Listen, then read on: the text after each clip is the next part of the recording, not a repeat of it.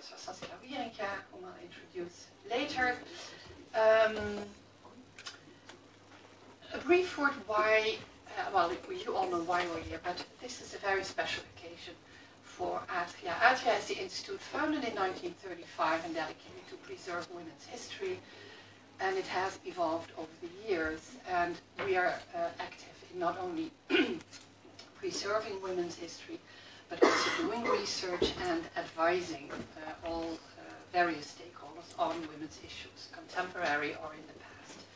So we have a whole range of activities. But one of the things we really think are crucial in the 21st century is to be an outreaching institute and to engage as many people and organizations as possible, particularly from the perspective of intersectionality, because we're in a time in history where that is under siege, if I can be very bluntly. The whole nationalist waves that we are all facing across the world, not only in the United States with a president who has no precedent basically, but it's also in Europe. So I think from a gender and feminist perspective, there is a challenge there, and that is something we really have to take serious. So Atria decided to launch what we call the F-Lab. And today is the first meeting of an F-Lab. And what is an F-Lab? Really, it is basically an effort. It's a closed setting like today, where we invite dedicated people who are working on dedicated issues, and to create a space that is safe to explore the boundaries and explore new ideas and be creative about how can we achieve the kind of social and political change and cultural change that we would like to. And the idea is that this is like a snowball, that the ideas that are generated within the F-Lab will be projected and carried out, so to speak, in the wider world. Today is the first F-Lab, as I said. It will be streamed, as you probably know. So we have done streaming in, let's say, settings at Atria before, and we're getting quite a number of wide audience, so to speak.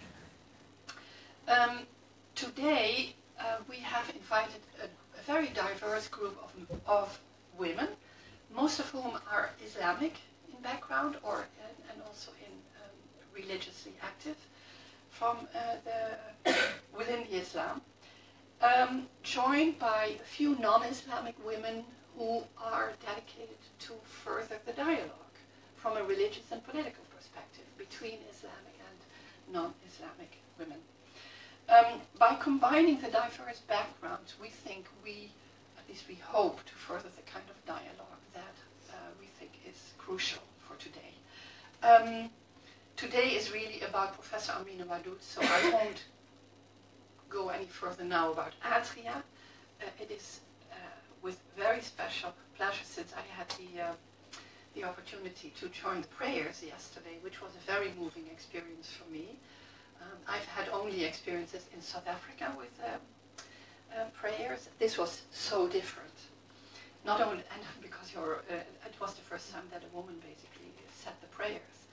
So that was new for me, like I guess for everyone there. But it was so moving to see what it did to all the women who were there. And that is something I won't forget. And we have been talking to some of the colleagues at Atria also to write about this, because I think it's so crucial that particularly younger Islamic women speak out publicly about what it means to have these kind of experiences where you were saying the prayers basically and guiding them. Professor Amina Wadud, I met her as in this setting, but is an eminent scholar, but this is not enough to say. You're not just an eminent scholar with a long, long history. You were a pioneer, one of the first who basically said this can be read differently, the Quran. And in that intellectual enterprise, you have been so audacious and taking so many risks, and that is something that I think is impressive, and I'm humbled by having your presence here. Saskia Wieringa is in another way, a very impressive academic scholar. I must say Professor Wadud is an emerita scholar at this point in time, although you're still active in Yogyakarta, so at the university, isn't it? Not really. I was there after I retired, but okay. I'm back in the U.S. Okay. Saskia is also emerita, a professor at the University of Amsterdam, though still very active. Her chair is on the same-sex relationships from a cross-cultural perspective. But why we have invited Saskia is she is also has converted to Islam and has given a lot of thought about what it basically means to do that and what it means to be Islamic in a Western context. So we thought we cannot have a better person to engage Professor Wadud in the kind of dialogue we envision. And I must say that I cannot not say that, but that was not the reason to invite Saskia. She's also the former director of one of the former institutes that preceded Atria, and that was Atria. So without further ado, I want to invite you both and give the floor to Saskia. Just one practical comment. Jade Gulay-Vitos, one of my colleagues who's sitting there, will be the moderator in all other areas for the rest of this meeting. Shall I give the mic to you, Jade? Enjoy the afternoon.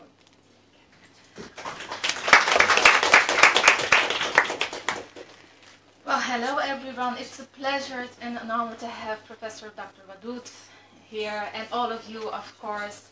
My name is Jade Gulay-Vitos, and it's my privilege to be today's moderator. And I would like to go through the today's format very briefly. In a minute, Professor Wadud will be interviewed by Professor Weringa. That will roughly take about 20 minutes. Following this interview, there will be a Q&A session, and you will have the opportunity to ask questions to Professor Wadud directly. I will be facilitating you in this. If you have questions, please raise your hand and I will reach out the microphone to you. I want to end at 2:45,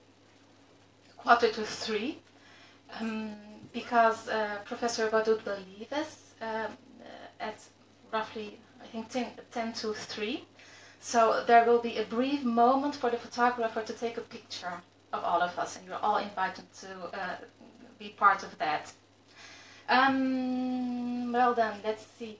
As you all know, this event is being live streamed and will be seen on Atria's Facebook. And talking about social media, I all invite you to Twitter. We have the hashtags AFLAB and Amina Wadud. And if you can use Atria's account, we can retweet it.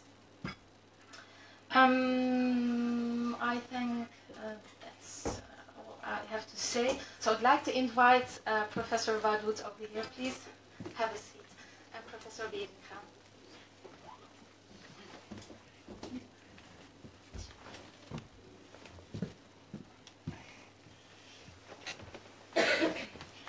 Well, it's a great honor to meet you finally, I must say. You don't know me, but I think I know a bit about you, particularly about your writings, and also because you've been very involved in Indonesia also, and in the debates there. And you're much honored and admired there. So for me, it's a great honor to be able to have this conversation. I would like to start with some a little bit of a personal question. If you don't want to answer it, it's fine. When I converted in around 2004, and it had to do with everything related to love and all that, I was avidly reading the Quran, right? I wanted to make sure that the Quran was a text that I could fully agree with. And I read that when you converted in the early 70s, you only found a copy of the Quran that was presented to you a year afterwards. So the Quran and your conversion, saying the Shahada, are distinct in time. What was the motivation at that time for you to convert? I always like to invoke the sacred before I begin because I need to remind myself and then to remind everyone else that this is my main motivation. In the in the context of religion, because I was born the daughter of a Methodist minister, I was already raised in a God-conscious household, and I became very interested in religious diversity and the way in which people practice. And by the time I was in the university, I became a Buddhist, and I still practice meditation today. So when I began to read about Islam, out of the same sort of trajectory of curiosity, it happened to also coincide with having to reclaim my body in the public space. So I had started to wear long clothes. So when I went into a mosque near my mother's house in Washington, D.C., I was in school in Philadelphia, so about 2 hours drive difference. When I went into the mosque, I think the guys there kind of thought I was already, sort of halfway in the door. And they just sort of said, well, believe that there's no God but Allah and Muhammad is his prophet, you just take the Shahada. And I was 20 years old and I was open, to the experience, so I accepted. I didn't see it as a lifetime commitment yet. And then I returned and continued to read. It was literally 5 months later. That was in November, coincidentally on the U.S. holiday of Thanksgiving. So I always have something to remind me.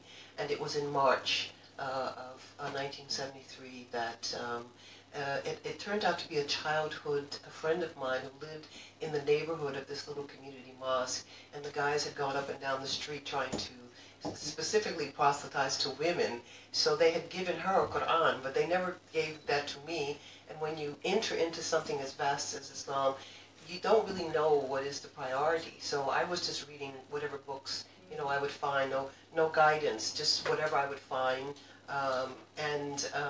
When I got the copy of the Quran, I fell in love. And that's the reason why it's something that I talk about. It's like, for me, it would be the first thing. But, it didn't happen that way for me.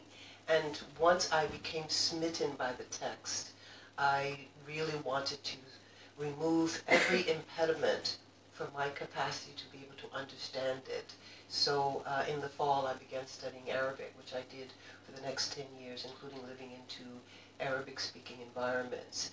So I think I kind of agree with you in terms of the preferential order that the Quran should come, first. But it wasn't my experience.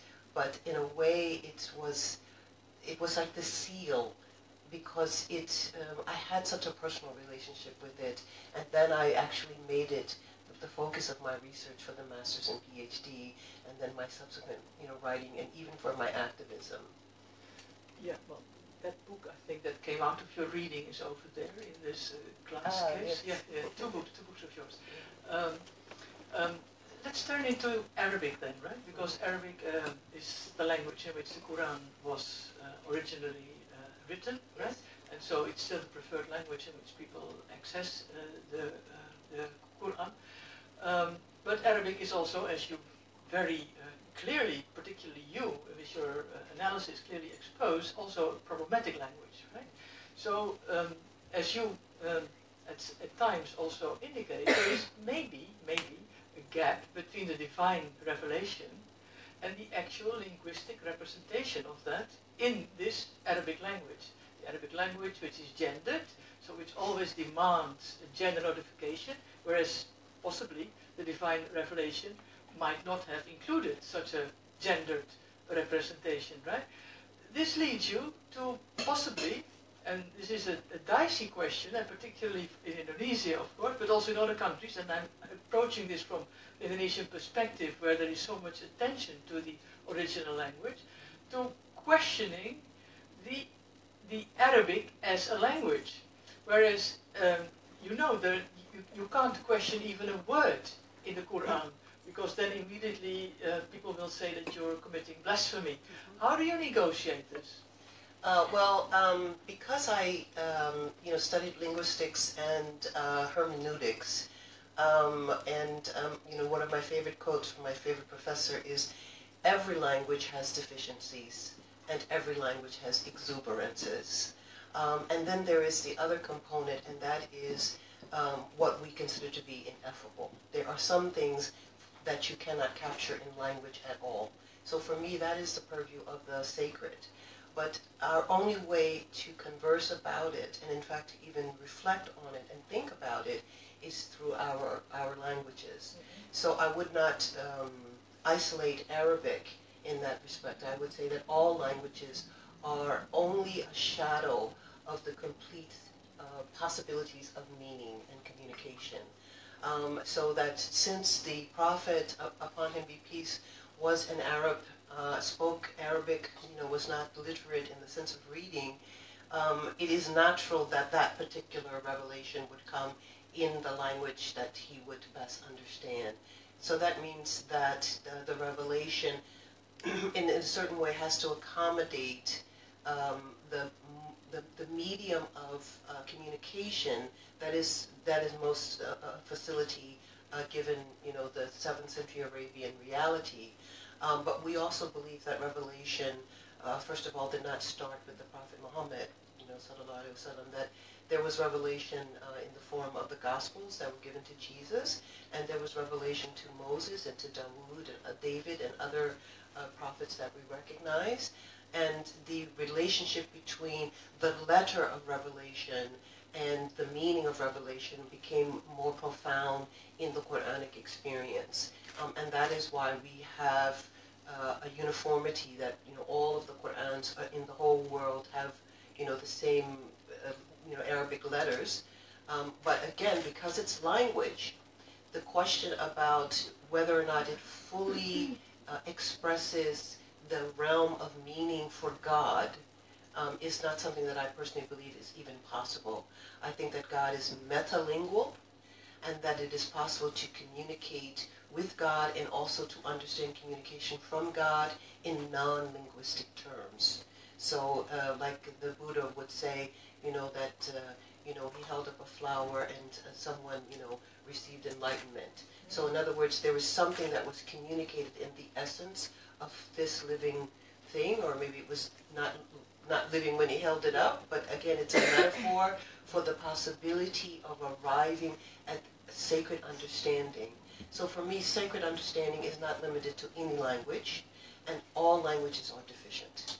That there is more to the divine than just what we say about it. I fully agree with you, but it's difficult to swallow maybe, or to understand for a lot of people.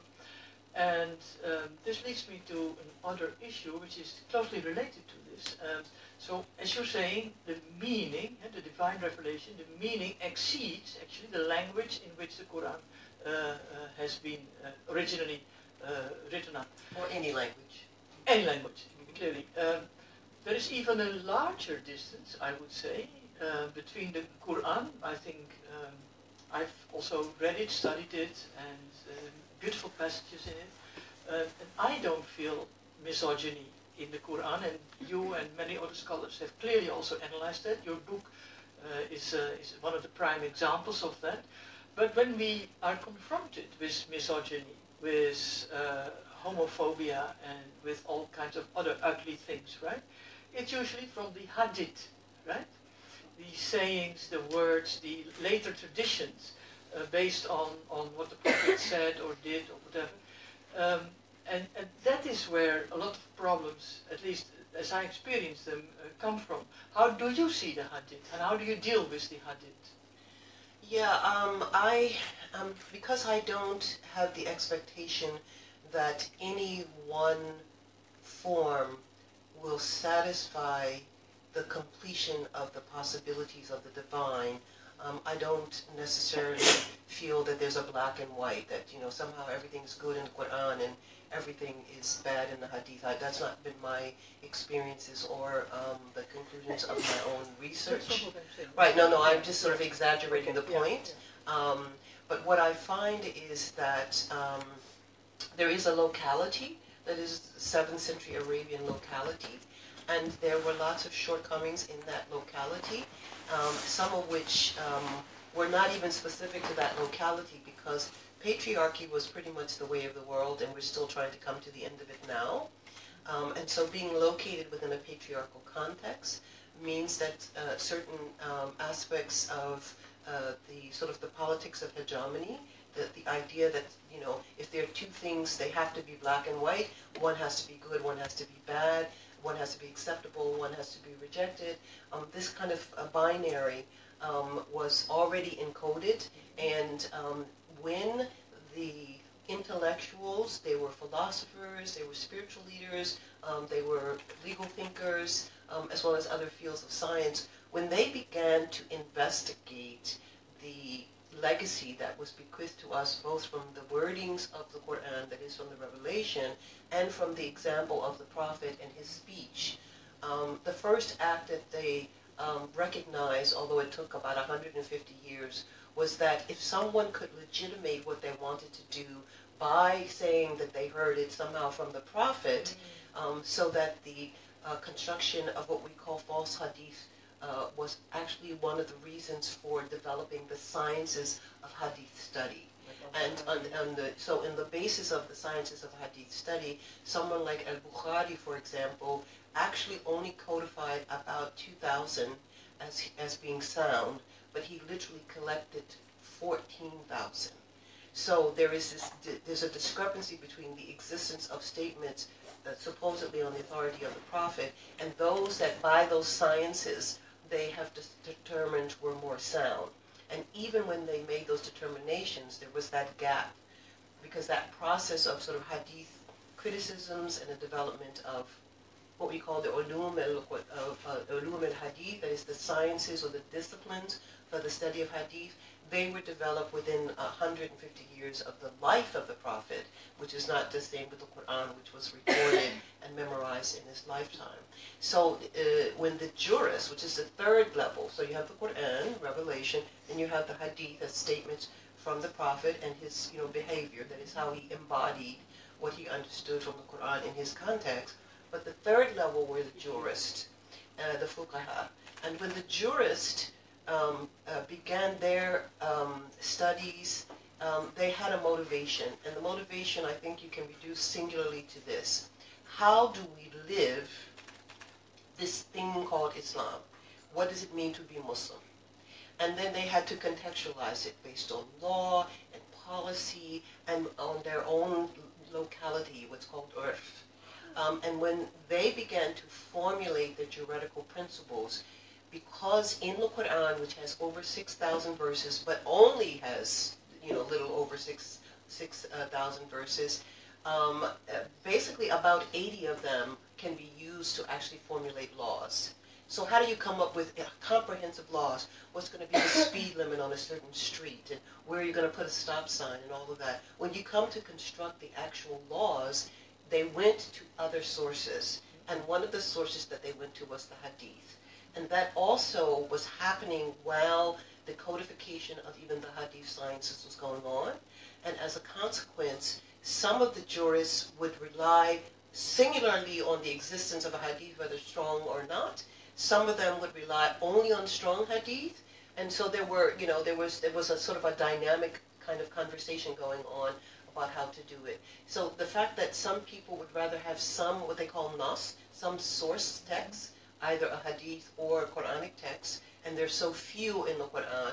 There's about 300 that you can kind of use to make a law, but there's only 80 that you can kind of go directly. So because there was so little material, they went to the next primary source. And it became important for some of them, especially, like Imam Shafi'i, you have to have a source text. If you don't have a source text, then you can't even do what they call ijtihad or independent reasoning. But there were other jurists who developed other principles like maslaha, like what is the social benefit? And if maslaha became a priority over a specific source text, then you will see that their jurisprudence developed differently. So this is just a question of sort of looking at the history of the evolution of a community that wanted to be able to live in accordance to their best understanding of this wonderful experience of revelation to the Prophet. But how do you do it when you're away from the Prophet by 100 years, 200 years, but also, and this is what's important in our time, how do you do it when circumstances in the world so radically require that we rethink even how we apply those theoretical principles to achieve the same goal. So, for example, there's a scholar, Iranian scholar, Sarushi, who used to say that the prophet took us from the injustice of his time to the justice of his time. And that's supposed to be an ongoing movement. How do we arrive at the justice of our time, and how do we relate it to our sources? And that is why the necessity, not only for the continuation of the project of interpretation, but also, as I've studied specifically in my work, the inclusion of all voices, sort of democratization of the production of knowledge in Islam. How do we arrive at that in our time so that the justice will actually be something that will achieve its best potential in our time and in our location? Right, that is exactly my next question. If we think about what is the most important, at least the most global kind of discourse about rights, it's the human rights discourse, right? And the common slogan about human rights is it's indivisible and it's universal, which means that human, women's and sexual rights are linked. You cannot take out one particular right, but you've got to look at them all in their context and fulfill them. And of course they are codified in all these big covenants, ICPR, CEDAW and all that, right?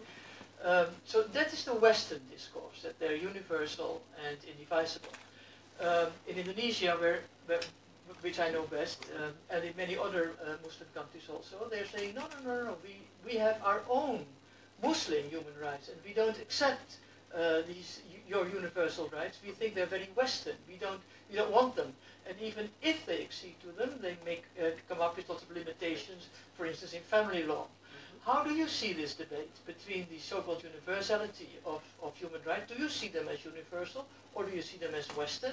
And the second question, how can we kind of come to some kind of a compromise in which the rights of people, humanity in general, but particularly, of course, also women and sexual minorities, can be guaranteed? Yeah, I think that the discourses over human rights has a very long history, and sometimes when it becomes problematized, we want to kind of shorten that history. So the construction of the UN in the middle part of the previous century is not the beginning of a consideration of what it means fundamentally to be a human being, which is the first part, because you can't have human rights if you have not examined what you mean by human being. And then secondly, what are rights that should be guaranteed to anyone, no matter what their locations in terms of all the different stations and possibilities of those human beings. That conversation has been ongoing, including in the context of Islamic scholars, hukuk al-insan, the rights of human beings. But what happened in the middle part of the last century, I think is appropriate to how this current conversation is going on, because after the experience of the two world wars, it became very clear that despite the fact that we are all human, it is possible to treat another human in a way that is entirely inhumane. Sometimes it's being justified because they're the enemy, sometimes it's being justified because you're at war with them. So we wanted to, as a collective, we wanted to think about what unites us as human beings, irrespective of our differences. So that began another kind of conversation about human rights. Coincidentally, the architects of that conversation were the same ones who had colonized so many other places in the world. So objections to how they understood what is a human being, how they understood what was rights, has been ongoing, and as a consequence, often there has been an adjustment. So the inclusion of women's rights as human rights, that's a more recent dialogue. It wasn't at the beginning of, sort of the UN, Declaration of, Universal Human Rights. That didn't even come. We had to bring that in. And then the rights of sexual diversity, that had to come in. The rights of children, the rights of workers, the rights of the environment and culture. What has happened is that we can never capture it once and for all. We have to continually interrogate the limits of our own conversation. So what does Islam have to say with regard to this? Well, because we also have a notion of what it means to be a human being, and we also have a notion of rights. we can be architects and participants in the construction of the dialogue. And in some ways, we were not given equal access. So for some people, they just want to throw out the whole thing. But what we have done, particularly now I'm working with Musawa, which is a global movement for reform and Muslim personal status law. What we have done is to always bring the conversation back to the bare levels, and that is, what is the construct of the human being, and what are the sources for understanding what is the human being, because it would be personal experience, but also it would be legacies, traditions, cultural, religious, philosophical, and then how do we make contributions so that everyone is actually fully included. And we have not arrived at that place, even while we have, I think, asserted it as the intention. But as the sort of end of the previous millennium came, and the arrival of the nation state was solidified, Muslim nation states had, that is places where there are Muslim majorities, had the opportunity to become a part of a dialogue that was already going on, and for some of them it was not satisfactory. So they did construct the idea of sort of Islamic universal human rights, and they actually have a document. But because of membership in the UN for most of the countries of the world today, they became invited to be signatories on these other documents. And then once they sign it, sometimes they will hold reservations. They say, well, that goes against our culture, that goes against Islam. And what we have done is, just as we must determine who gets to define what is a human being, we also have to determine who gets to define what is Islam. So one of the positive contributions, I think, of the women's movement is a re-articulation of who has agency with regard to defining Islam. So sometimes someone will assert something and say, that's Islam, and if you don't believe that, then you're a disbeliever. But if you step back and you interrogate how they come to their definition of Islam, and you offer the definition that you have arrived at, and you offer the evidence to show, what we are saying is that these sources belong to all of us, that is the Quran and the Sunnah and the Hadith and even the Fiqh, that they belong to all of us, so we are stakeholders, and we have a right to be able to determine to what extent there will be applications in our lives, and our lives become the litmus test about whether or not any particular articulation is actually fulfilling the stated goals, which are usually justice and dignity. So it's an ongoing conversation, but the conversation was never really closed, and we have not yet arrived at universal human rights articulated in any one document by anyone. Okay, thank you. That's very interesting for me to hear that, and I would like to pursue that further. But what I would like to ask you now is about ijtihad, right? I mean, the interpretation, which actually has been pronounced closed for some time, but as you also say, we must open it up and we must continue this discussion. And so far, this discussion has been, the right to engage in ijtihad has been going on in unequal terms, right? With a lot of male scholars asserting, appropriating to themselves the right to be better interpreters, more important interpreters of what it means to be a Muslim person than many women have. Well, you have asserted your right, I have the right to say the prayers and to lead the prayers also in a mixed gender audience, and I think that's fantastic. And I think all of us here are very grateful to you for having that courage, because it means that it's a very courageous act to do. As you probably will know, in Cirebon a few weeks ago, there was this huge meeting, I think about 1,000 ulamas, female ulamas. Ulamas are religious scholars. And who took the bold step, I think it's the next bold step, to say, okay, we also have the right to pronounce fatwas, right? And they pronounced about, I think, 10 or something like that, right? On child marriage, against child marriage, of course, against domestic violence, and lots of other issues.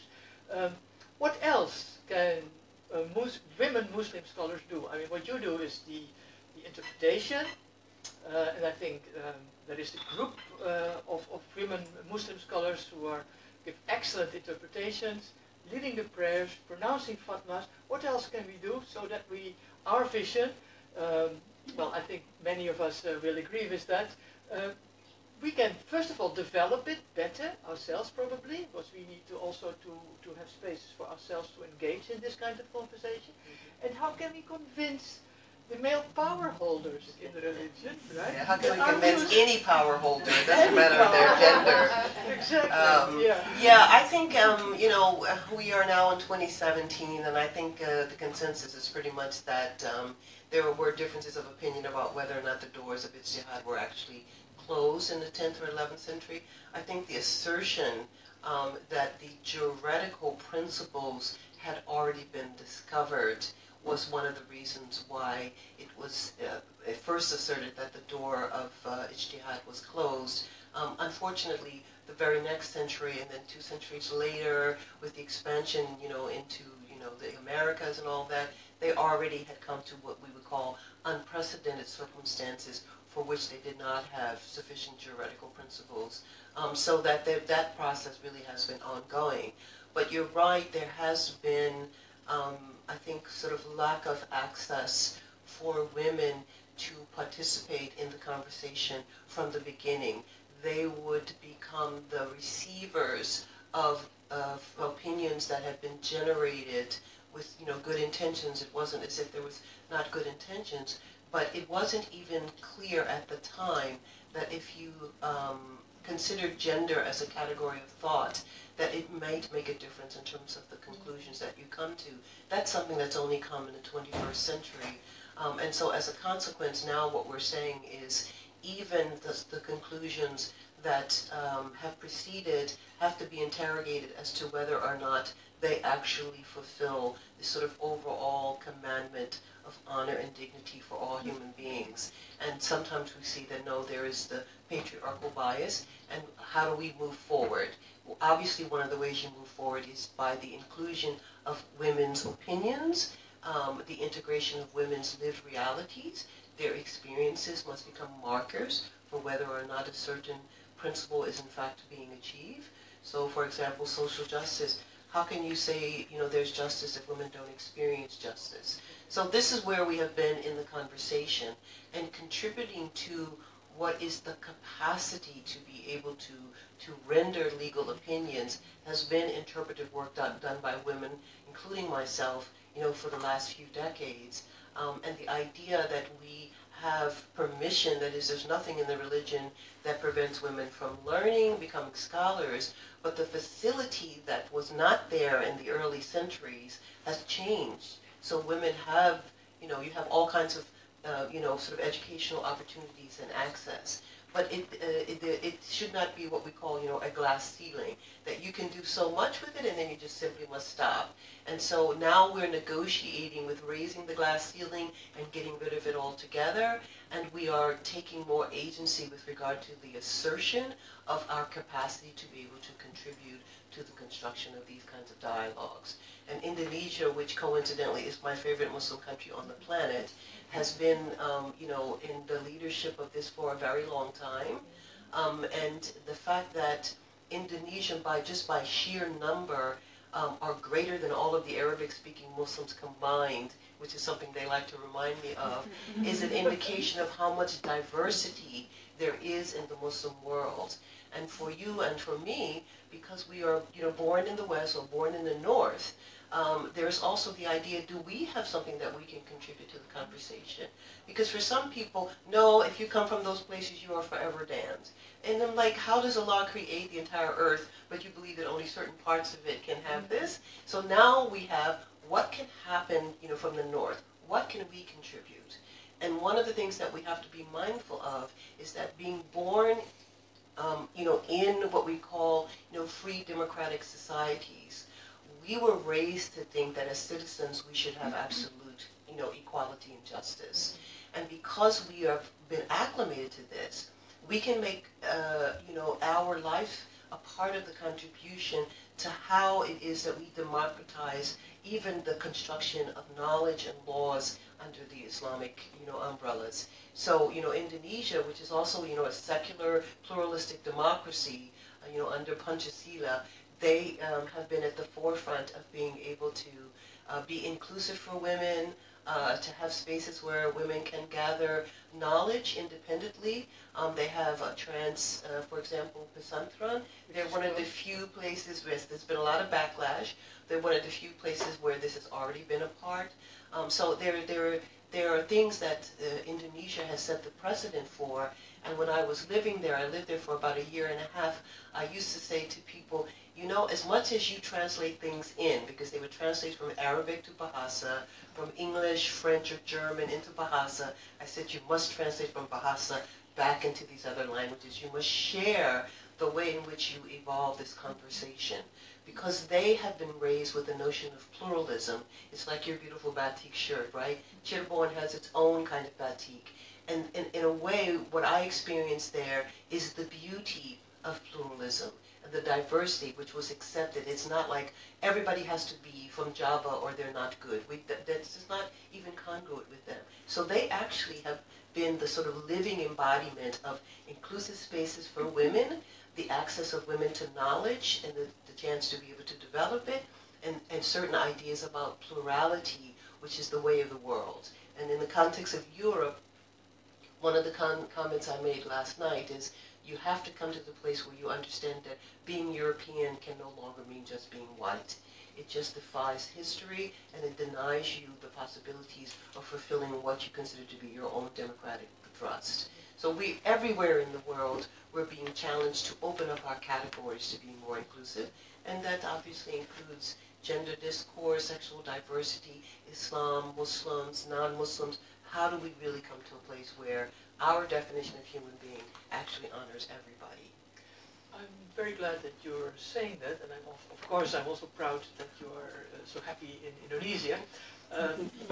You will, which is my second country, so to speak, you will then also probably be very interested in the development which is going on right now, the kind of tensions, struggles between those groups who are fighting for what they call Islam Nusantara, from the archipelago, a kind of indigenous Islam, and the Salafist streams, which are coming in with big money and, of course, all these young, brilliant, trained minds to go for da'wah and very fundamentalist, Wahhabist-oriented kind of interpretations. And at this moment, I'm just wondering what's going on. This is a struggle that is, I think, very important for the whole Muslim world, to see how a particular group of people says, yes, we are Muslims and we have our own kind of versions of Islam, which is suitable to our conditions, which indeed, as you say, are based on pluralism, and we have got to fight for this pluralism against this Salafist teachings coming in and engulfing it, what they call Islam Arab, the Arabic kind of Islam. Do you know of any other countries in which the idea is that we ourselves have the right to construct our own version of Islam? Because the influence of Mecca and Medina, of course, are so strong, and that they will say, no, Islam is our religion, and we have the right to live it and to honor it the way we want to in our countries, in relation to our tradition, to our culture, because we could do that in the West End as well, right? Yes, in fact, the conversation comes up in the U.S. Is there such a thing as American Islam, or I think last week it was, is there such a thing as French Islam? And the reality is that Islam has always expanded with the people, that it has reached. And obviously there are many places in the continent of Africa where they're very clear that they have their own indigenous culture, and they follow Islamic principles and precepts, and yet they don't, I think also about 2 weeks ago someone posted, no thank you, we don't need your scholars to come in and tell us how to do our Islam about, the continent of Africa, but we do have now the diasporic Islam. But even if you look at Iran in terms of its articulation, that it takes agency with regard to, its own culture and its own intellectual traditions. So actually, if you think about it, diversity is the rule. Exclusivity is the exception. But again, because people are very comfortable often with this black, white, yes, no, good, bad dichotomy, there sometimes is an assertion that is counter to sort of pluralistic opening. And obviously I'm more inclined towards the pluralistic opening, and I'm more inclined towards having, sort of this generation of Muslims accept that there are challenges from many quarters, from Islamophobia, as well as from sort of extremist violent interpretations of Islam, but that actually I believe that we the people will win out, and that if we just keep going, that we'll be successful in incorporating this pluralism for the future. So do I hope. I've got one more last question for you, because I'm sure that people are already saying it's about time. When I'm reading about Islam, I'm struck by the figure of Khadija, right? I mean, of course, Aisha is honored all over for her brilliance, her intelligence, her wit, her leadership, and things and so on. But I find that the figure of Khadija, the first wife of the Prophet, has been much neglected. To such an extent even that her house, as I understand it, has been bulldozed under the ground. And I think that's a great neglect. What is your relation with Khadija? Yeah, I think she's an amazing figure in history. I'm not, really a historian, but I think the 28 years that she was married to the Prophet, the fact that she was older, the fact that she proposed marriage to him, the fact that he worked for her businesses, and that she was the mother of his only children, and that they were all female.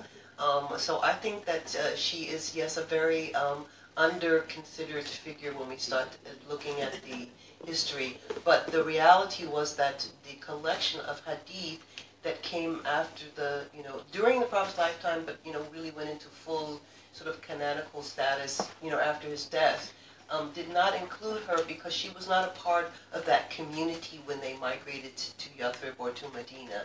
So I think some of it is just sort of a historical oversight, but I think it's really worth, excavating. And unfortunately, I've seen where her house used to be, and you don't even know that it used to be there because it's completely, paved over. Yeah. Unfortunately. Thank you so much.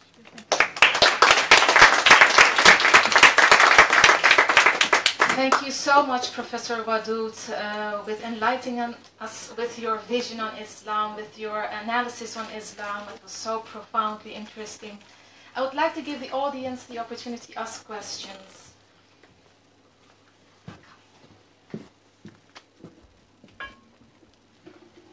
Assalamu alaikum wa rahmatullahi wa barakatuh. I'm a born-again Christian, so this is all very interesting, right, this start.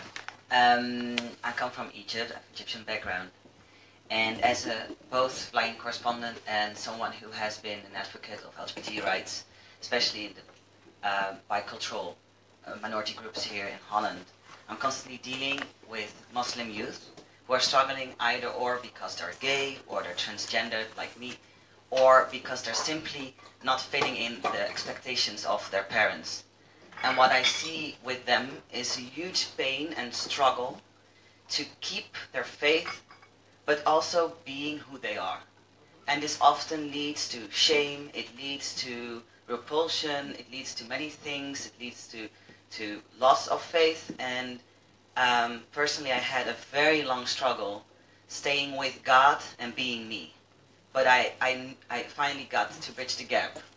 And I can say I'm more a believer than ever, and I'm more me than ever, although everyone, like against all odds, you could say. Even my parents still ask me, how can you call yourself a Christian, or how can you call yourself, a child of God living this way, blah, blah, blah. And so I was wondering, because I get this question over and over again, and I've seen my girlfriend, who is a Moroccan Muslim, for example, struggling with being herself, having the love for life as she does, and being a Muslim and having this interpretation of Islam that is so exclusive that she never fits in somehow, and hence is always having this personal pain and struggle. What do you have to say to these second, third generation Muslim youth who want to accept their faith but have the struggle both internally and externally, as both society, the non-religious society, doesn't understand why they're Muslim or why they even want to be Muslim, and then their family is also saying, if you were a true Muslim, you wouldn't live like this or you wouldn't be like that, and so on and so forth, and haram, haram, haram. Yeah, I think it's because of the binary. I mean, I think we like to simplify things, and in the context of religious discourse, not only do we want to simplify it, after we have simplified it, then we want to give sort of a divine sanction to it. I deal with always sort of the non-conforming realities, the ambiguities, the paradoxes, the spaces of these sort of uncomfortable overlaps. So it's kind of easy. But I think what you have highlighted is something that we are still working very hard to understand, and that is that if we have a notion of the divine, that is, of a creator, and we accept that everyone is created by the same source, and in Islam we also say you will return to that same source. If that is true, then how, again, we go back to our conversation, how, again, do we understand what it means to be human?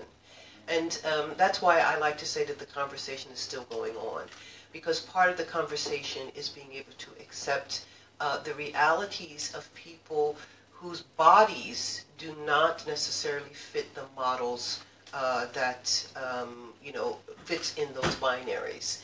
So, for example, right now I'm doing research, and one of the things that I'm collecting in my research also includes children who have been diagnosed with certain types of different learning modalities.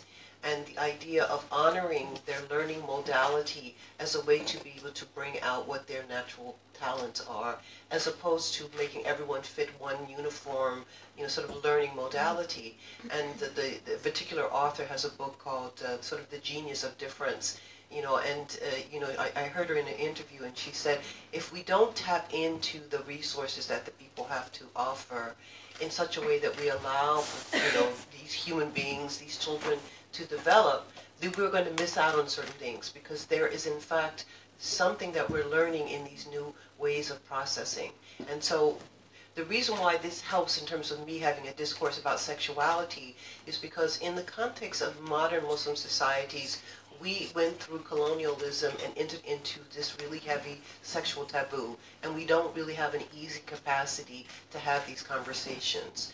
But actually, for me, if you look at it, it's just a manifestation of the wide varieties of diversity of human beings, and that if we come from the same source, and we're going to return to that source, then within that journey, then everyone has the right to be able to come to their own understanding and then to live according to the best of that understanding. But if you're in that black and white mindset, you want to tell people you can't do this, you can't do that. This morning I put flowers on my Instagram account, and somebody wrote back, if you believe in Allah, stop leading prayer. I thought, that's the stupidest thing you ever say. If I get up in the house in the morning and I want to make my prayer, I'm going to lead the prayer. I'm by myself. But it's, and that you would seek someone out in order to be able to make this kind of negation. We really have to understand that for some people, life is just so fragile that unless they hurt another person, they cannot be fulfilled within themselves. And we have to challenge ourselves to rise above that, to take risk in terms of our encounters with others, to embrace the differences, because tomorrow it could be your child or your grandchild that is born with this kind of difference. And then you will say to yourself, I led an entire life of persecuting someone because they were autistic, and now I have this child. So we have to really embrace that every human being is special, and that every human being has something to offer, and that every human being should have the right to be able to learn what is it that they have to offer. Thank you so much. Hello, my name is Kawthar Darmouni. I am from Tunisia, and I am a scholar in gender and media. I am also Muslim out of choice, even though I was brought up Muslim. So as a child, I was with the nuns at the Catholic school, and in the summer at the Quranic school. And I made a long way because my father is an imam. I had to have a lot of theological discussions about Islam. And I say again, I stepped out of Islam and I went back to Islam. And I think the biggest problem we have is that we don't have enough female voice in the interpretation of the text. So I use a lot for many years at the university with my students. I use your text, the text of course, Fatima Bernisi and Nawal Saadawi from Egypt. But no matter how creative I am with the text, and believe me, I had thousands of discussions with my father, who is very theological, like I had really to be strong. There are certain texts which I still have a lot of difficulty with. And for example, one of them is, for example, Surah An-Nisa. And then I will say it in English because the translation الرجال قوامون على النساء, so men are the men. But also وهجروهن في المضاجع واضربوهن فإن أطعنكم فلا تبغوا عليهن سبيلا. It means admonish them, leave them alone in the sleeping places, and beat them. And if they obey you, do not seek a way against them. And I know, as a Muslim woman who's trying to give a female voice, even in my discussions with myself or with my son or with my students, I have a lot of problem to explain that beat them, because beat them is beat them, no matter how the punctuation changes or the interpretation. So I was wondering, how do you deal with that when there are some explicit texts which are, no matter what is the context that in which we place them, they are still not necessarily very friendly towards women? Yes, there are some what we call problematic passages in terms of the struggle for gender equality. I pretty much number them as 6. This one is included. I have dealt with it extensively in my second book, chapter 6. But I also would recommend to you all a book that came out from the Musawa movement called Men in Charge, ? Because it is almost exclusively on the concept of Kiwama. It's actually Kiwama and Wilaya, based on this verse. This is not a 30-second type of question, so I'm not going to try to reduce it.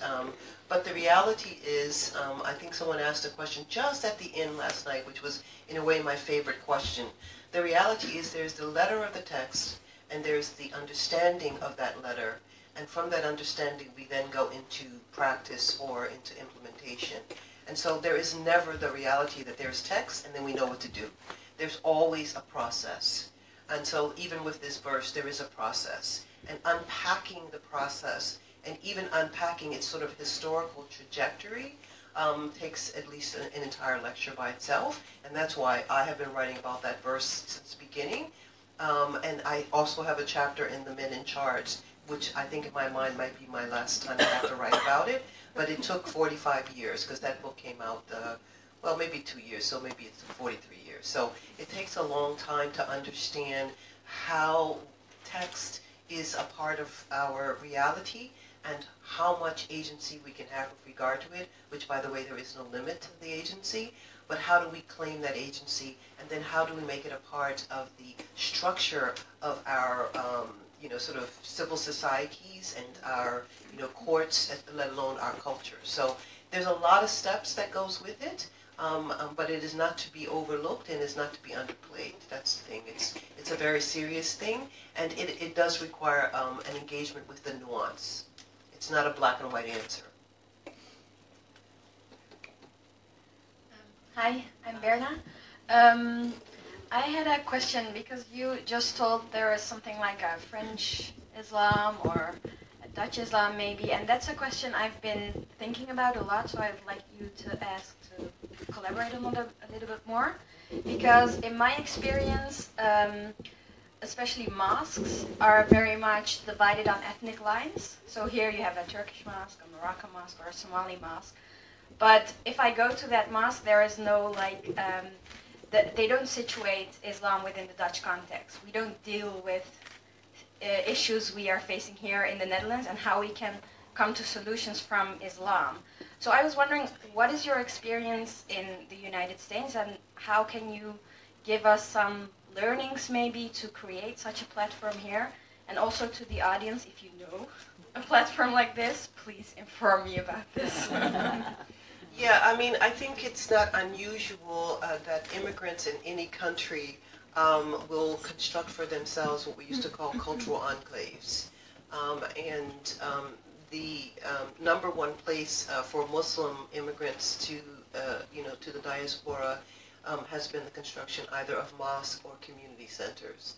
And so, again, I consider that to be completely natural. But I don't consider that the limit in the conversation. And so, in the end, for all of those same immigrants who, elect to stay here and to marry and to have children, and then their children have children, it means that they are part of the evolution of the construction of, so for example, Dutch Islam or French Islam or American Islam. And it's not going to look like what was the same kind of cultural enclave that led them to create these sacred spaces for themselves. And it's a wake-up call sometimes, and sometimes in terms of the parents, it's difficult for them. I went to Hajj in 2012, and I believe, there were 2 other African Americans, and everyone else was of an immigrant background. Either they themselves had immigrated and now, were U.S. citizens, or their parents had immigrated. And what I found was interesting is that the default for them when they came to sacred worship was to go back to their culture. So basically, I did not have an American Hajj experience, and I vowed that I would never go to Hajj unless I could guarantee that I would have an experience that was more where I am. And instead, I just sort of went to the acts, the ritual acts, and I focused on that. I did not focus on my group. So I literally don't know the names of any one of those persons, even though I slept in a room with 89 of them, for 3 nights in Mina. It just did not speak to me culturally. And so I think that, and I think Indonesia, again, is Malaysia and Indonesia is one of the places that really brought this home for me, because they were clear about their own ethnicity and that it was not Arab, but it's not to say that Arab by itself necessarily means a bad thing, but it means that there is not a default for Islam culturally, but rather there is a default for Islam in terms of principles, in terms of the essence, and each location will manifest those essence in accordance to the facilities that they have and against the constraints that they have. So Islam is moving, and so Islam is a reality in Europe. Islam is reality in the United States, irrespective of the guy in the White House who's trying to put a ban on it. It's not even realistic. But we do have a lot of resistance, and again, part of the resistance is whether or not the participants from that country who were already there, or that part of the world, say Europe, whether or not they also understand that they are part of the future of Islam. Not necessarily that they will become Muslim or even be interested in Islam, but when they make a way to close off the door of possibility to people who are already here and already educated in this system and then contributing to that system, they're part of the problem. So I think from within and from without, we have to face this opposition to how do we evolve our identities with, sort of the intersectionality, which is the reality, because eventually we have to understand that those of us who inhabit this planet, either we all make it or none of us make it. And so even if on the way towards that reality, we have to engage with that diversity, then we have to really open up the space, and we have to open up for ourselves. And in a way, I kind of learned this in terms of like being a Muslim, that I do believe that the whole earth is created, by the same source, and that we return to that source. And I also see that we're not taking care of the earth, and I feel like the way in which we treat each other is an indication that we don't really know how to be the best. And I mean, I'm 65 this year, so I'm closer to the grave than anything else. So I have to be really conscientious about how do I attempt to take this gift of life and do the best with it, but then how do I exemplify that in the way that I treat other people? That is, how do I approach, even my enemy in such a way that I can both affirm the dignity of their humanity, but while also setting limits to the extent to which they might wish to violate mine. And I learned all of this because of the way in which I understand Islam. And so I'm not shy to say, I'm African American, I was born in the West, I'm a hybrid of the institution of slavery, and my Islam is going to be situated, first of all, in my own body, but secondly, wherever I have my feet. So today it's in Amsterdam, tomorrow I will be back in California, inshallah, safely, and then I want to situate my Islam in that place. And the reason why I think that that's okay is because I do not believe that the presence of God is absent in any place. And so anyone who thinks there's more God in Mecca than there is in, Rotterdam or something, I don't believe in that God. I don't believe in a sometimesy God. But this is very difficult for people when they are also under siege. They're under siege in terms of, just how to get a job. you know. So I mean, it is a collective problem. It is a human problem. And at some point, there will be humans whose trajectory and history may have gone into Islam and Islamic roots, but in the end, they arrive at being human. But we are nowhere near that, and the fault does not belong to any one group. Really, it belongs to us all. And we all have the capacity to be able to make a difference in how we shape the story of the future. After this question, I will shift to the other room. Yeah, I had one political answer. Because you also asked, like, if I knew any mosque, or we knew any mosque that were different maybe. Well, now I'm not a Muslim, but I do know that the Al-Kabir Mosque has been really keen on addressing issues of the day. They have addressed the anti-gay flyer. They have been, having a memorial at the 4th of May at the gay monument. And they're the biggest Moroccan mosque, so they have a Moroccan heritage. But they are really they have interreligious dialogue with Jews and Christians. So I think this is one of the mosques that at least try to adopt Islam to Dutch issues, and then you can still complain about a lot of things. But I think if we also would go to this mosque instead of run away from it, we can change the culture and make it more a culture of today instead of leaving it to the first generation and then do our prayer at home and that's it, you know. So I would, yeah. What mosque is this? Sorry. Al-Kabir Mosque. Okay. And my attitude in general is the more the merrier. That is, we continue to create. Because when African Americans were freed from the institution of slavery, and most of them migrated to the north, they created their own church. They actually constructed in sort of simple places how it is that they wanted to worship. And so this movement for people claiming their own religious identity wherever they are is something that I grew up in. This is my history. So to watch Islam evolve in the context of the United States or in Europe is the same thing. But then we all come into this notion of some official place versus sort of an unofficial. And basically an official place only got officiated because of people. So your unofficial place becomes officiated when you invest the time and the energy into it. So the more the merrier. And if it's not there, you can make it. Hi Amina, I'm Febriana. I'm a journalist from Indonesia. Thank you for your comment about Indonesia, but actually the conservatism is growing right now, just to update. I have a question about jihad. So actually I'm a journalist who focus a lot on terrorism, and I have some experience talking with these jihadists. And the latest, I interviewed the female jihadist of ISIS in Indonesia, who is the first fighter who want to bomb the Baileys.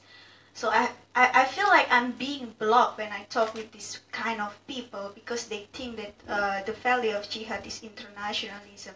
They use the human rights case in the Syria.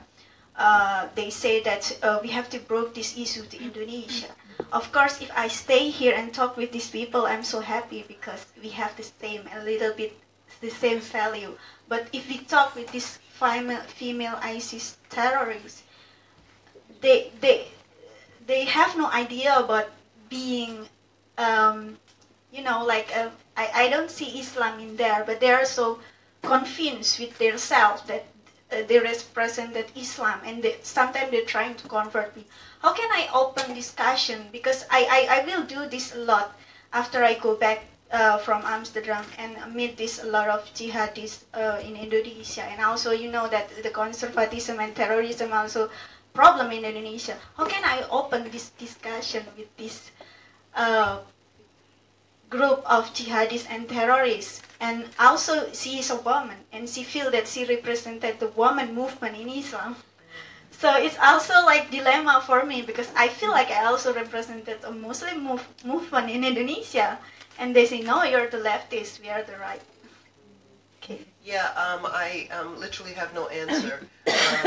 I don't know how to speak to a jihadist, someone whose dedication to destroying others in the name of what they consider to be sacred and holy. I don't have the capacity to offer any suggestion. But I would like to think about the existence of certain right-wing organizations and groups and persons. Not just among Muslims, but even in terms of the, sort of white supremacist version of it. I think that this is a dying breed, and you know how when a fly before it dies, it tends to buzz louder and go yeah, that's really how I feel. And the reason why I feel it is because I'm 65, as I keep saying, and every decade of my life has been different from the decade before. And at a certain point in time, I actually came to the place where, dealing with converts, sort of, for example, in the United States, I literally didn't want to have a conversation with somebody who'd been Muslim for less than 5 years. I mean, other than the fact that I'm a retired professor and I would talk with anyone because, that's the nature of the responsibility, I didn't want to, first of all, I didn't want to disturb the innocence of the, the evolution. I thought it should go its own course. But secondly, I also didn't want to go back and repeat certain, formulas over and over again, which they were not ready to hear. And I really think maturity is an amazing thing. I also think it's not related to age, but I'm blessed by having had some experience of it that corresponded with as many years of age that I also have. So I think that this is a very immature level of discourse, that racism, even though it keeps repeating itself, it's a very immature level of conversation. I think the sort of jihadists are having a very immature conversation, but they're having a conversation that is very charged, and it's charged by a certain corruption of ideas of power and ideas of sort of access. And so I would think that because they are also fully human being, and therefore fully capable of dignity and fully deserving of it, I would think that we need to sort of roll back the layers in order to be able to understand what goes into the making. And then we need to look systemically at the kinds of things that are going on that also encourage, sort of the eruption of these kind of extremist voices, no matter what they are. So in other words, I don't think that anyone is irredeemable, but I don't know a specific and a very pragmatic way to respond to it. I can only think about a systemic way. And that systemic way, as I have repeated enough times since I've been here, is we're on this planet, either we all make it or none of us make it. And I don't see, in the extremist discourse, I don't see anyone actually sort of aligning with that kind of understanding. They still think, I, me, and my type and us, we need to make it because they, them, and whoever is against us and they're an enemy. And this bifurcation is problematic, but it has a root. And I think kind of, peeling back the layers and finding what is the root, you will find that it's embedded in a number of structures that go in together, and that we need to dismantle those, and we need to start looking at, how do we save the environment, how do we treat each other with honoring dignity, how do we respect, our diversity, and we need to raise our families and our children and our school systems and our governments in such a way that we do this for everybody. And until we do that, we really literally cannot point the finger at any one of them, because we're all part of the problem.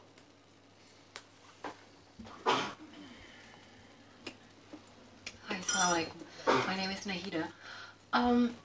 Actually, what I wanted to ask has a bit to do with becoming mature. I started out this whole journey of being a Muslimah, being a feminist, etc., reading your books, reading Fatima Mernissi. But now I reached a time in my life where I realized that you first need to know the rules. Like a writer first needs to know how language works before he can start, becoming a creative writer. For me, I think it is maybe, and that's my question to you, isn't it a time that we pass the stage of what the Quran says or not, if we do or do not understand the surahs correctly, but to go to the point where we dare to say as women, I am a believer.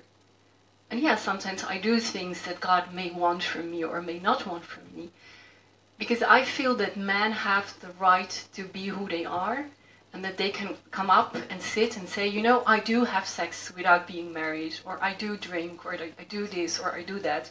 And at the same time, I'm a Muslim. And that right is not given to women, and most of the time, we women don't give that right to ourselves. So we try to explain, but the Quran says this. Maybe there are surahs that I don't understand. For example, the surah about I was married for 10 years, and he used to hit me, but not in my face. And he used to say, there is a hadith that says, you're not allowed to hit your wife in her face. So he used to hit me on all other parts of my body except my face. And I used to go and think about that. Maybe he's right and there is a hadith. But now I reached the point, I can feel how I want to be treated. And if I feel it's not right, it's not right. I don't need a surah, or I don't need someone to explain to me. So my question to you is, maybe the next step is to say, yes, we try to read the Quran from a female point of view, but you know, at the end of the day, I decide if I'm a believer or not, and I am, and nobody can tell me that I'm not. Yes, I think I would recommend to you a book called Women's Ways of Knowing. We teach this book in our Musawa workshops, and it's a funny thing because we teach it within the first few days of the workshop. It's almost one of the first things that we teach. And, you know, after a certain point, you know, the decision to give it at the beginning was determined by our experiences, both with the text ourselves, but also with, you know, how it shapes it. So you sound very much like it, and in it they talk about sort of 4 stages of knowledge. And at the second stage of knowledge, which is subjective knowledge, then yourself does become the rubric of determination. But there are other stages of knowledge that incorporate that, and that's why I think it would be a good thing for you to read. It's just called Women's Ways of Knowing. It has 4 authors, so I never remember their names. But I think that as far as belief goes, you may notice I looked over the books very quickly, but Asma Barlas's a book on Quranic interpretation is called Believing Women. And I think for her also just sort of emphasizing that point was very much, a point of order. And because my own faith experience is literally diverse. I had a good experience as a child of a Christian minister. I was raised with the God of love. I took the name Wadud to reflect that. I had a good experience as a Buddhist. I still do meditation. Because all of my actual experiences were positive and I never had to run away from anything, then I understand belief as a much more dynamic thing. So I'm not one of those people who say, I don't drink, but if you drink, that therefore you're not Muslim, not only do I not drink, I don't like drinking. So I don't really want to be around people who drink too much. So I have a bias. But I don't use that as a litmus test for belief. Because belief is fundamentally really about the person in relationship to the conception of what it means to be human and what it means to have a relationship with the divine.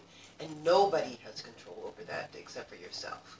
However, there is the reality that within the history of all of the established world religions, the construction of boundaries, what is inside and what is outside, is a very, very interesting discourse. I don't believe in boundaries because I like an unbounded God, and I'm always trying to challenge myself in that way. But when you are within people who can only think of things in terms of these boundaries, you have to almost give them, the benefit of the doubt and, have a bit of pity on them because they haven't come to another level. I'm happy to say that at 65, I have had a pretty religiously dedicated life, that I've spent a lot of time, literally degrees and money, towards understanding this phenomena, and I'm no closer to having a complete understanding of it than at any other time. I'm very happy to say that, because what that does for me is it frees me every day to encounter the sacred in whatever way it comes to me. I am not forced to replicate even myself from yesterday. But I also participate in repetitive things, like the ritual, observances. And so in terms of that phenomena, there is a kind of a dialectic between, what is understood, and established, and what we understand and establish ourselves. And at the end of the day, I truly believe that we are going to be questioned about who we were and what we did, but we're not going to be questioned in accordance to those boundaries. We're going to be questioned in terms of our heart. So when the Prophet said, istafta qalbik, take fatwa from your heart, sometimes this is the advice that I would give to other people, that you want to be the best person that you can be, and no one knows that better than you, but you also want to challenge yourself so that you become more proficient at being able to be a believer for yourself. So, no one can determine it for you, I agree, and at the same time, don't ever be satisfied. In other words, tomorrow learn something new and give yourself an opportunity to challenge, yourself so that your horizons will span. And what I found is that no matter where I go, there is still the presence of God. And the first time I went for a 10-day silent meditation, because I'm like very talkative, I thought to myself, what will I find when I stop talking for that long? You know, who is going to be there? You know, it was very weird that I was like afraid, you know. And then I realized I'm only going to find myself. And now I can't wait for the opportunity. I've gone 3 times. I can't wait for another opportunity to remove all the dosha and the sound from my mind and actually find myself present with the presence. And then I can really feel the breath of Allah. So, I mean, challenge your belief, even though the first challenge seemed to be how other people wanted to shape it for you, and you've survived that hurdle. But that's not the end. There are so many more vistas, and I hope that you will have a chance to be able to experience, because that is the most important first step. The most important first step is taking agency with regard to yourself.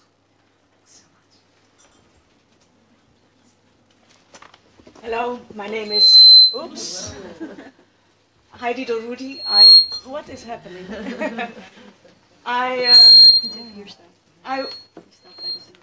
Okay, I'm sorry, excuse me. I was born and raised in Iran, and when I was a starting teenager, the Islamic Revolution happened, and I became a refugee. Sorry, I'm getting emotional. And I hated anything that had anything to do with religion, with Islam, with any religion. Later in my life, I started to study philosophy. I majored in philosophy, metaphysics, and I'm a philosopher now and a writer. I read your books a couple of years ago, and also the work of Ziba Mir Hosseini, and it really showed me that for me now, I'm still not, I'm not a Muslim, I'm not a Christian, I'm a religious thinker, thinking that we need some transcendence in order to be really critical. So would you agree with me that the Torah or the Quran basically is a philosophy of freedom, of critical thinking, and of justice, and that it is not so much something that tells you what you have to do, but that tells you that you have to find out how to get into connection with a transcendental value of justice that we don't have in our hands. That's my one question. The other question is, are you still communicating with Iranian Islamic feminists, and do you have any experience with them? And what your experience is? Well, I'll start with the second question because it's easier, because Ziba Mir Hosseini is one of the founding members of the Musawa movement. She's a very good friend of mine. I see her at least once or twice every year.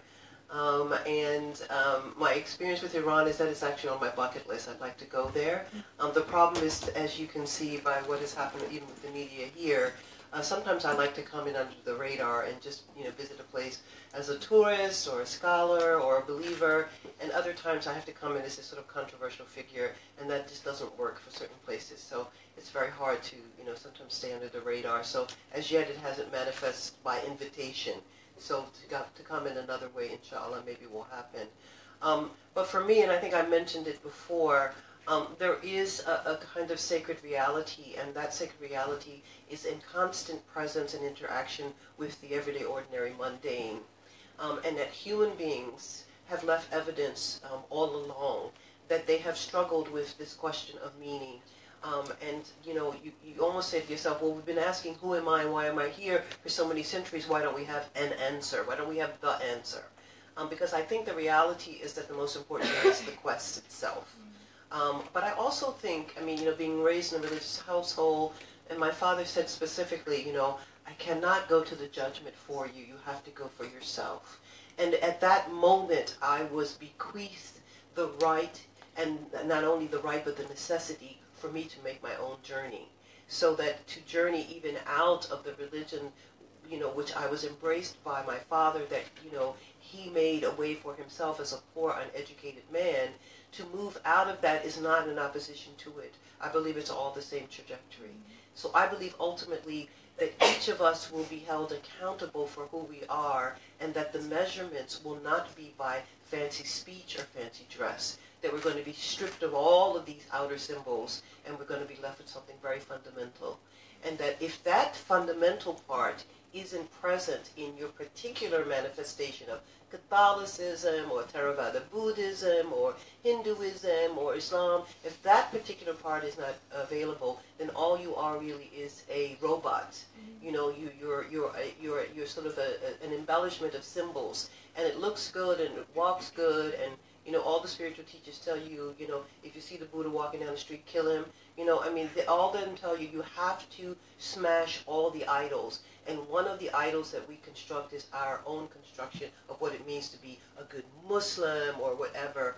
And many of us, we also have experience in cultures that someone else tells us what it means to be a good Muslim, and it entirely does not work for us. And I used to say, especially because, I've been working with gender from the beginning, they would tell you a good Muslim woman is A, B, and C. And you look at your personality, and you're A and C, and then you're R. So you just start to twist yourself to try to be just A, B, and C. And I'm like, who said it's A, B, and C? Maybe it's A to Z. You see? So to open up the dialogue, you see, I didn't just take the personal journey. I also started to talk back. Because that's what we need. We need your energy to come back into the conversation, so that the conversation is shaped in such a way that your sister in the future, or your niece, or your 3 generations down below you on your sister's side does not come up and have to face what you face. We need to recreate the world in such a way that everyone can be embraced. And when we do that, when we do not feel that somehow we're the protectors of some really narrow boundary, when we do that, then the presence of this, sacred energy will be available to us everywhere. But right now we keep trying to, I went to Hajj at the time when they were starting to separate women from men, because the lines used to go everywhere. And then they were limiting women whether they could pray on the first floor of the main mosque or on the main floor with the Kaaba itself, where they start to push. It's like the most crazy kind of momentum. You're going around like this, time for prayer comes, and then you want half the people to go someplace else. It's like stupid, So this pushback to the achievement of our full agency and capacity before Allah is the most ridiculous thing that I've ever heard. However, we know it's dangerous, it's ugly, it's harmful, So what you have experienced in a way leads you to a place where you will be a better contributor to another generation, so that they will never have to experience what you're experiencing. That would be my hope. Thank you so much.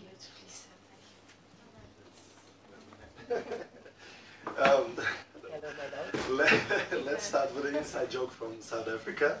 How queer Muslims greet each other. Hello alaikum, So hello alaikum, Dr. Wadud.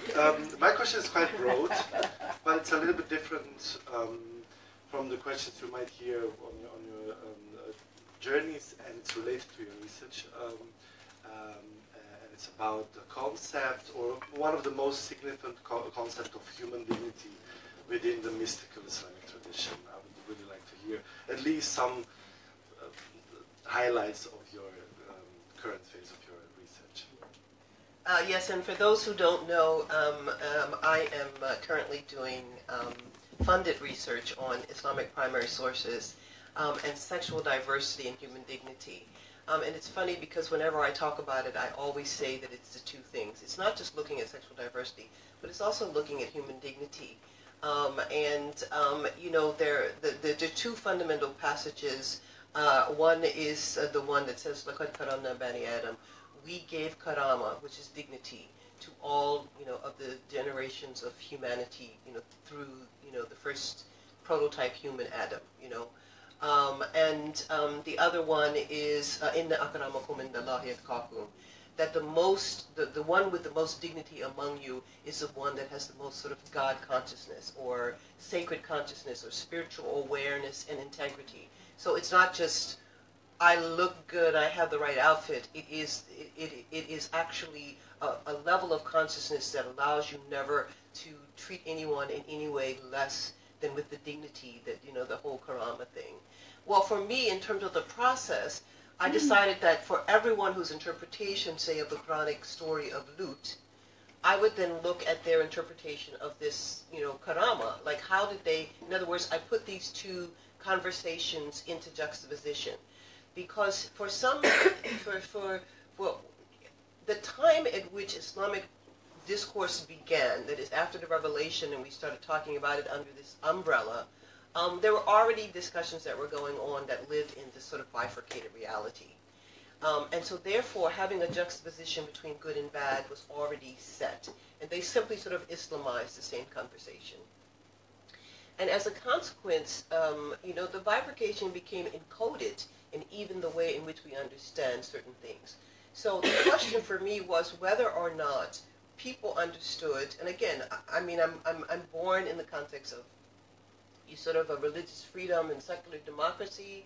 Obviously, as a daughter, descended from a slave, I have a lot of questions about how well, because trust me, they created those documents in the United States while they were holding slaves, So, but being born in a certain place and time, certain questions, naturally come to me. And I was very curious about whether or not the conception of what it means to be a human being had been linked exclusively to the hierarchies that have been constructed into this discourse. It's interesting because I made that reference to, say, kids with autism and everything. They'll have a different processing system, fully human, and yet they do not operate the way the majority of people do. They don't become less human, right? And I use children in particular because usually people will, sort of lower the wings of mercy, right? So I don't yet start with the conversation with the jihadists because we got issues. I got issues, So I would try to start with the children. And so for me, trying to sort of peel back the layers of the discourse over karama, I notice that sometimes they will encode things that are literally not possible to maintain, like they walk with two legs. You can only walk with two legs if both your legs work. But if your legs don't work, you are not less human, right? So I'm still unraveling it, but unfortunately, and I say this with tongue-in-cheek, I read it with a bias.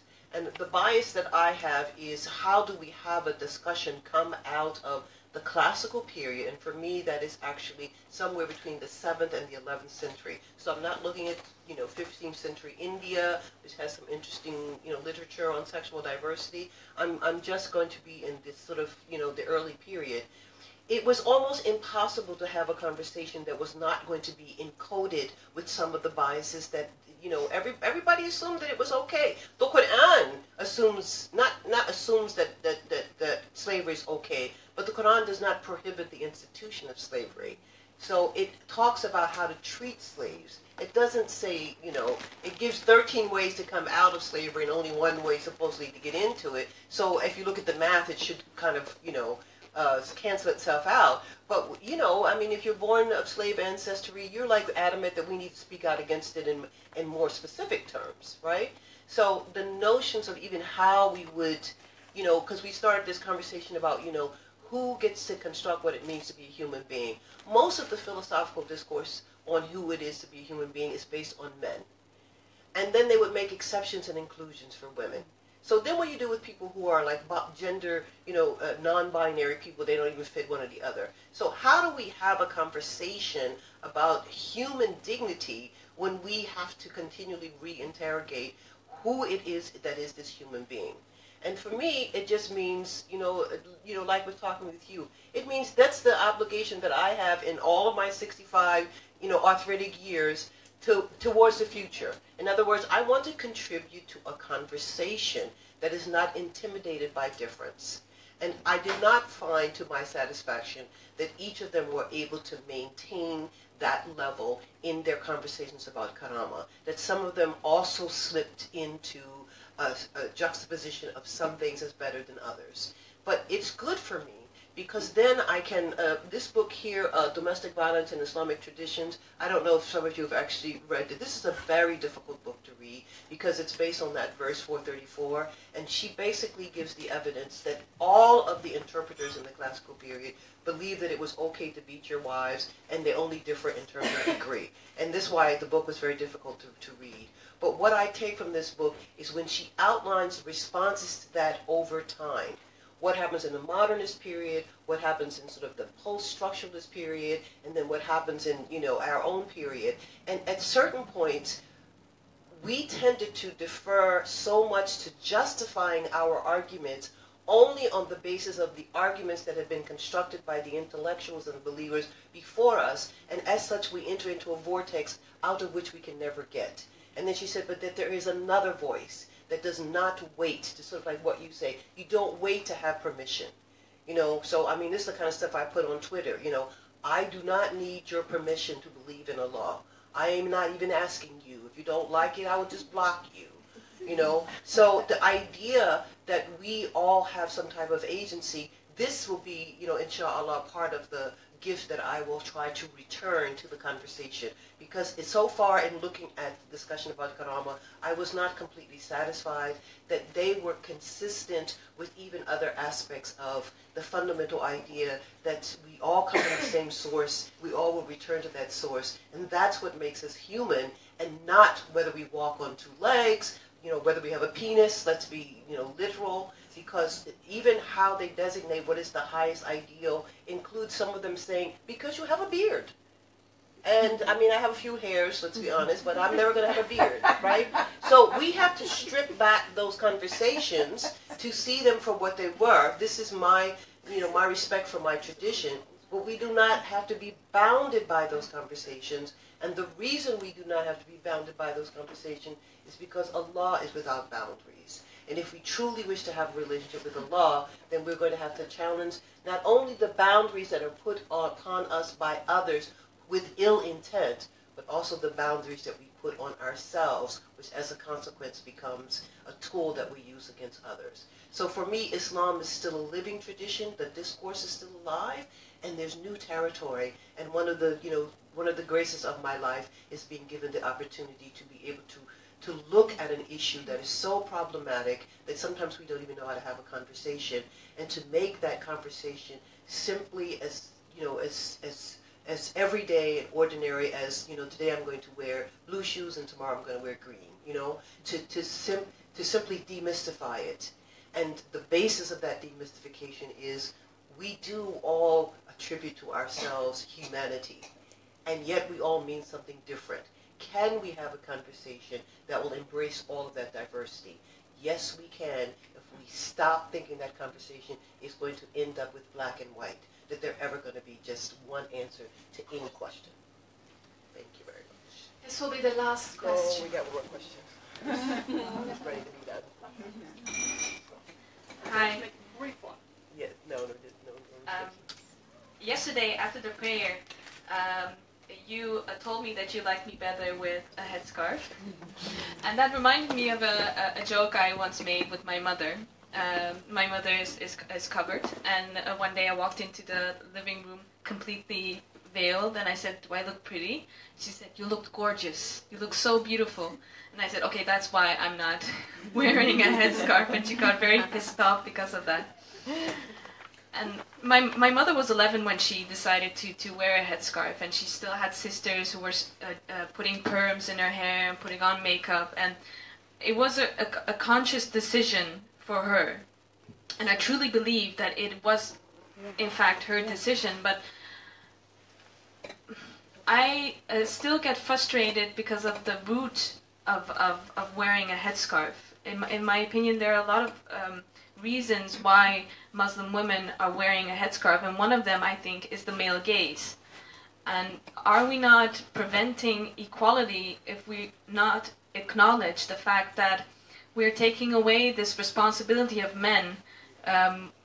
We're making them lazy by covering ourselves so that they have less distractions. And I mean, this is a subject that is very crucial at this moment when you look at Europe, when you look at France.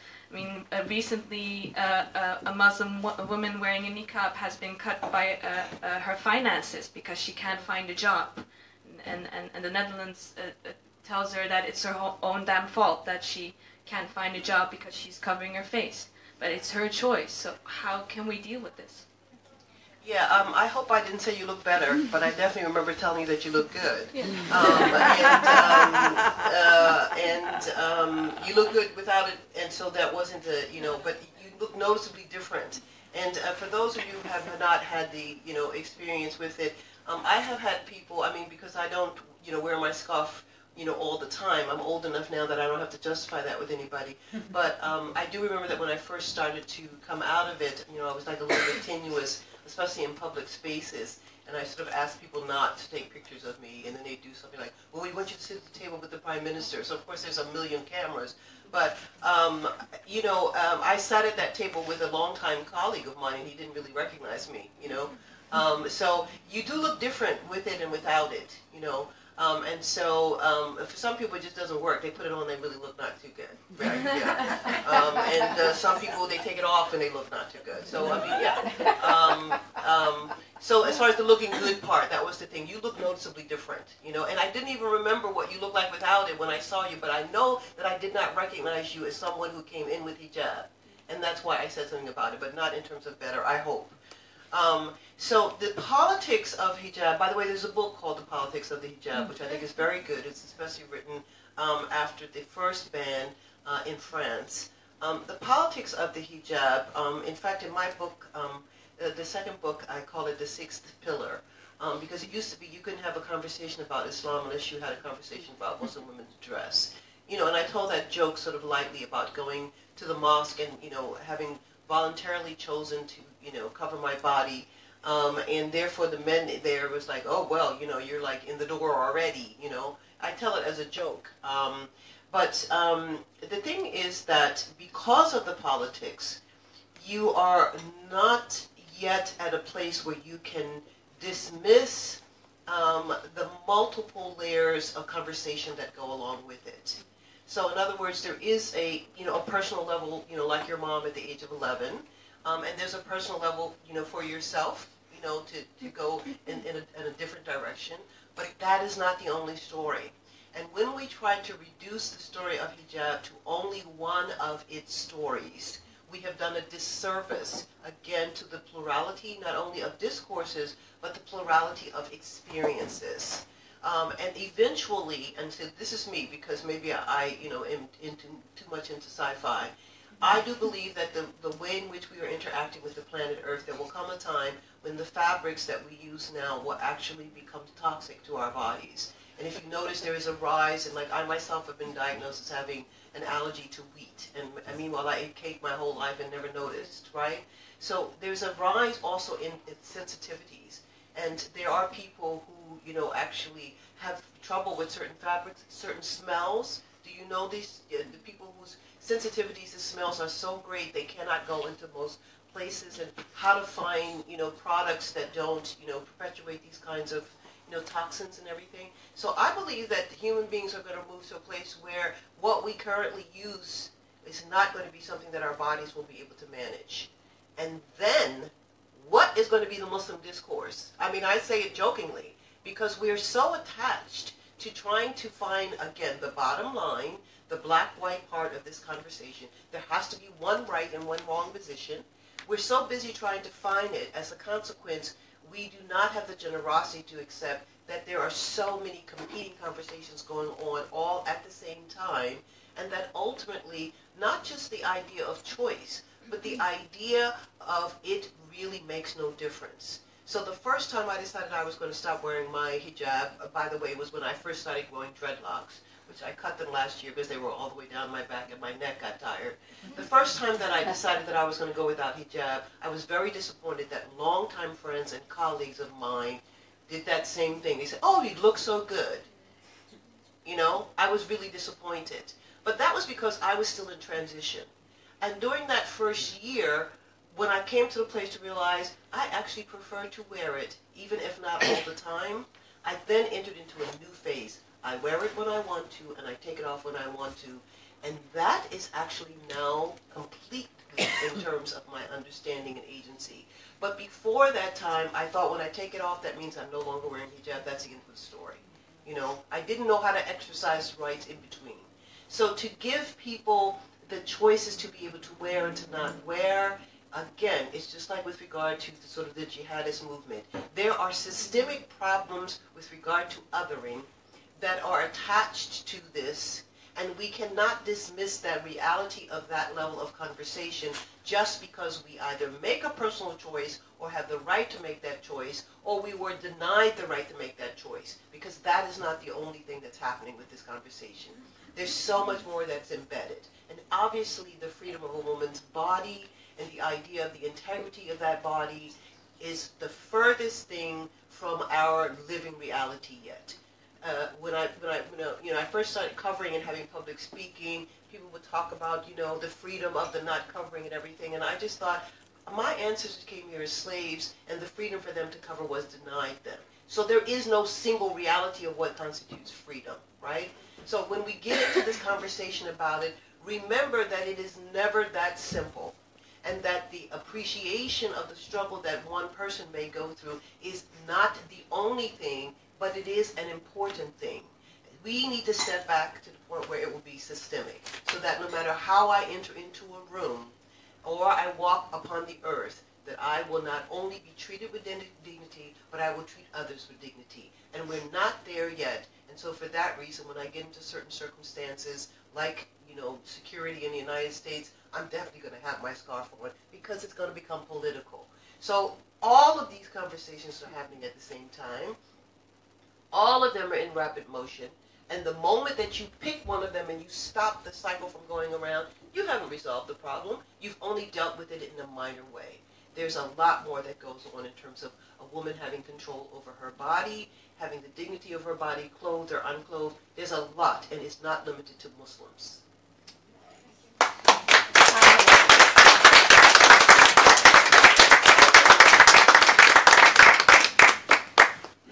Thank you so much, Professor Wadud. I didn't want to interrupt you, but I also know that you need to be. I think you have a follow-up appointment, but let me say a few things, because I think you really, there were a few notes that I took of things you said that I thought, whoa, this is like, I couldn't say it better. But one of the things is, you said conversation can embrace diversity, and I think you have given testimony to that that is really possible, and that is really something that is so, I'm almost tempted to say, out of my personal heart, because I think that is what we at Atria really want. It's about embracing diversity, and as I bluntly say it in a very Dutch way, let 1,000 flowers bloom. This is exactly what you showed us about, also being so convincing about that, as we say in many different ways. The binary is a problem. It's the mindset that forces us to think in either or positions that we encounter in our day-to-day work in so many different ways. So I think in that respect, I think your conversation has really been a moving conversation, I thought. Really moving in, it has moved the hearts and minds. Certainly mine, but I'm sure it has moved the minds and the hearts of people here. And I could see it, and we could hear it. So thank you for inspiring us in that respect. I really thank you for it. And I moved myself also. Being a non-Muslim, being agnostic, but always being curious, and having Muslims in my family and Christians in my family, and relating to the difference. So I think in that respect also your presentation here has been inspiring. I'm no doubt for all of us. So without further ado, because there are so many things one could say, but I know you have to go, but there are a few gifts I would like to give you on behalf of Atria, but one I want to show you because I think there is no one in this room who deserves this no, and it's not about deserving, it's about being appropriate.